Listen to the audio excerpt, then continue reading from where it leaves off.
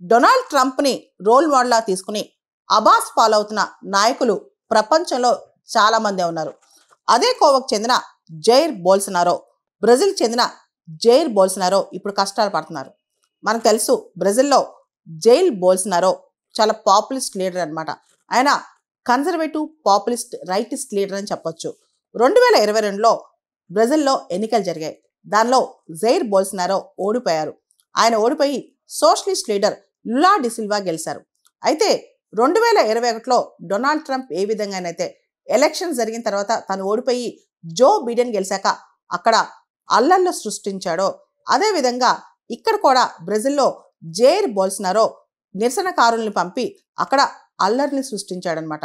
అప్పుడు బ్రెజిల్లో ఉన్న పోలీసు మిలిటరీ అందరూ కూడా ఆ ప్రొటెస్టర్స్ని అణిచివేసేసి వాళ్ళందరినీ ఉక్కు పదంతో తొక్కేశారు. దాంతో జైర్ బోల్సనారోకి దిక్కు లేకుండా పోయిందనమాట. ఆయన చాలా దేశాల దగ్గర నుంచి అసైలం కూడా అడిగారు. రీసెంట్గా కూడా అర్జెంటీనా దగ్గర రాజకీయ శరణార్థం అడిగినట్టు తెలుస్తోంది అనమాట. అంతేకాదు కొన్ని రోజులు హంగేరియన్ ఎంబసీలో కూడా ఉన్నట్టు తెలుస్తోంది. అమెరికాలోని ఫ్లారిడా రాష్ట్రంలో కూడా చాలా కాలం ఆయన ఉన్నట్లు తెలుస్తుంది అనమాట.